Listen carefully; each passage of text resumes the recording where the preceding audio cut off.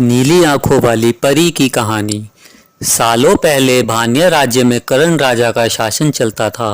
राजा का दिल बहुत साफ था। वह हर त्योहार के दिन लोगों को दान देते थे। इस साल भी एक त्योहार के अवसर पर राजमहल में दान लेने वालों की भीड़ लग गई। राजा ने सबको भर भर कर दान दिया। अंत में कमर को झुकाते हुए एक महिला राजा के पास दान लेने के लिए पहुंची, लेकिन तब तक राजा के पास दान देने के लिए कुछ भी नहीं बचा। राजा ने तुरंत अपने गले से हीरे का हार निकालकर उस महिला को दे दिया। वह महिला राजा के सिर पर हाथ फेरते हुए आशीर्वाद देकर चली गई। अगले दिन राजा अपने बगीचे में बैठकर सोच रहे थे कि मेरे जीवन में एक पुत्र की कमी है।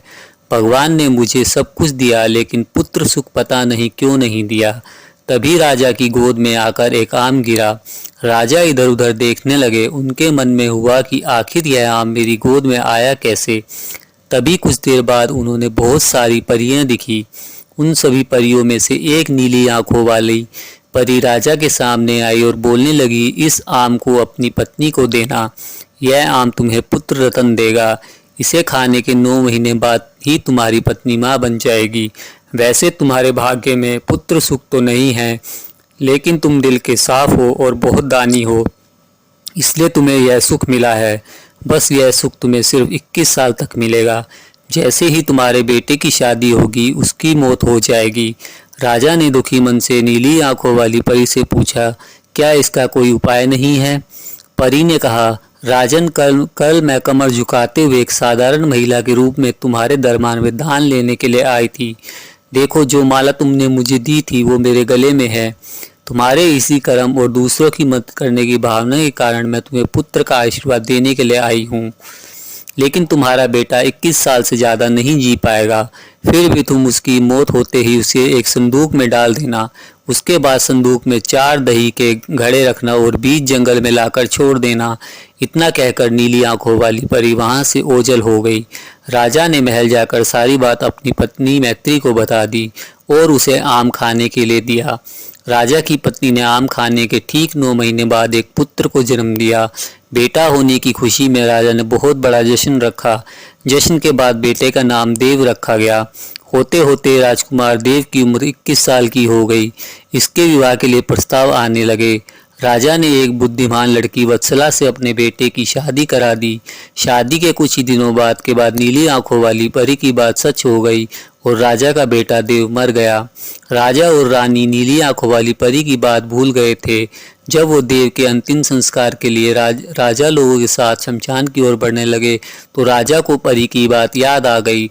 तुरंत राजा ने सबको एक बड़ा सा संदूक और 4 दही के घड़े लाने के लिए कहा। संदूक आते ही राजा ने भारी मन से अपने बेटे को उसमें डाला और दही के 4 घड़े भी रख दिए। उसके बाद राजा ने अपने सैनिकों की मदद से उस घड़े को घने जंगल के बीच में रख दिया। वहां से लौटने के बाद राजा का मन किसी काम में नहीं लगा। कुछ समय बाद देव की पत्नी अपने मायके चली गई। समय बीता और देव की मृत्यु को 1 साल हो गया। देव की पत्नी वत्सला के घर एक बूढ़ा आदमी खाना मांगने के लिए पहुंचा। उसने बड़े प्यार से उसे खाना खिलाया। खाना खाने के बाद उस भिखारी ने अपना हाथ धोने के लिए दूसरे हाथ की मुट्ठी खोली। तभी वत्सला ने उस मुट्ठी में अपने पति देव की सोने की चैन देखी। वत्सला ने तुरंत भिखारी से पूछा, आपको यह चैन कहाँ से मिली? यह मेरे पति की है, जिन्हें संदूक में बंद करके जंगल के बीच में रखा गया था। भिखारी ने डरते हुए कहा, हाँ, मैंने यह चैन उसी संदूक से निकाली है। वत्सला ने कहा, आप डरिए मत, मैं सिर्फ उस जंगल तक जाना चाहती हूँ जहाँ मेरे पति को संदूक में रखा है।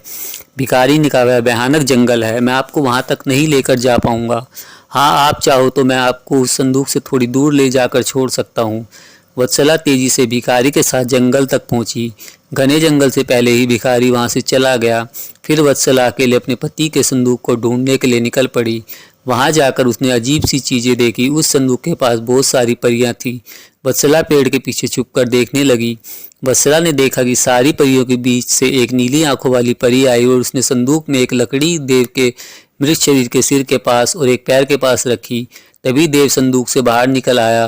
परियों ने देव को मिठाई खिलाई और दोबारा संदूक के अंदर डालकर लड़कियों की स्थिति बदल दी। रोज रात को नीली आंखों वाली परी इस तरह से देव को संदूक से बाहर निकालती और फिर उसी में भेज देती थी। वत्सला डरते हुए उसी जंगल में फल खाकर 3 दिन से 4 दिन तक यह सब देखती रही। एक दिन वत्सला ने भी संदूक खोलकर नीली आंखों वाली परी की तरह ही लकड़ी की स्थिति को बदला। तभी देव संदूक से बाहर निकल आया। देव ने जैसे ही अपनी पत्नी को देखा वह हैरान हो गया।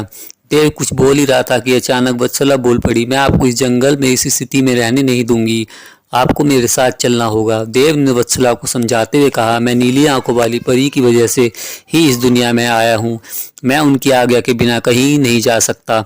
तुम मेरे संदूक में रखा हुआ एक घड़ा अपने साथ लेकर मेरे राज्य चलिए आओ, वहाँ छुप कर रहना। तुम्हें 9 महीने बाद एक पुत्र होगा, तब मैं तुमसे मिलने आऊँगा। अब तुम लकड़ी की स्थिति बदलकर मुझे पहले की तरह संदूक में जाने दो। वत्सला ने अपने पति के कहे अनुसार ही किया। सबसे पहले संदूक में पति को भेजा, फिर वह दही का एक घड़ा लेकर रूप बदलने के बाद राजमहल पहुंची और रानी को चिट्ठी भेजकर रहने के लिए जगह मांगी। रानी ने दया करके उसे राजमहल के पास ही एक कमरा रहने के लिए दे दिया। जब रानी को पता चला कि वह गर्भवती है तो रानी उसका ख्याल भी रखने लगी। जब वत्सला ने बच्चे को जन्म दे दिया तो देव उससे मिलने के लिए आया। उस समय रानी पास से ही गुजर रही थी। उन्होंने तुरंत अपने बेटे को पहचान लिया। रानी सीधे देव के पास पहुंची और पूछने लगी, यह तुम्हारी पत्नी है, यह तुम्हारा पुत्र है, तुम जीवित हो, अब मैं तुम्हें कहीं नहीं जाने दूंगी। देव ने कहा, माँ मैं आपके साथ नहीं आ सकता, इसका एक ही उपाय है, आपको अपने पोते के लिए एक उत्सव रखना होगा। आप उसमें सारी परियों को बुलाइए। जब परियां आ जाएं तो नीली आंखों वाली परी की बाजूबंद किसी तरह निकाल कर जला देना। उसके बाद नीली आंखों वाली परी से मेरे जीवन का वरदान मांग लेना। इतना कहकर राजकुमार देव वहां से चला गया। उसकी मां ने दुखी मन से उसे विदा किया। कुछ ही दिनों में रानी मैत्री ने अपने बेटे देव के कहे अनुसार जश्न रखा और सारी परियों को बुला लाया। सभी जश्न में डूबे हुए थे। तभी रानी मैत्री को पोता रोने लगा। रोते बच्चे को देखकर नीली आंखों वाली परी ने उसे अपनी गोद में उठा लिया। तभी रानी मैत्री ने परी से कहा, देखिए ना, इसे आपका बाजूबंद पसंद आ गया है, तभी तो आपके पास आते ही इसने रोना बंद कर दिया। क्या आप कुछ देर के लिए अपना बाजूबंद इसे खेलने के लिए दे देंगी? परी ने तुरंत अपना बाजूबंद उस बच्चे को दे दिया। रानी मैत्री को इसी मौके का इंतजार था। उसने सबकी नजरें बचाते हुए उसे बाजूबंद को आग में डाल दिया। नीली आंखों वाली परी ने अपने जलते बाजूबंद को देखकर रानी मैत्री से पूछा, आपने यह क्या किया? अब हम आपके बेटे देव को अपने पास जंगल में नहीं रख पाएंगे। यह सुनते रानी मैत्री ने रोते हुए परी से प्रार्थना की। उन्होंने कहा, आपकी कृपा से मुझे बेटा हुआ था, अब आपको ही कृपा करके मेरा बेटा लेटाना होगा।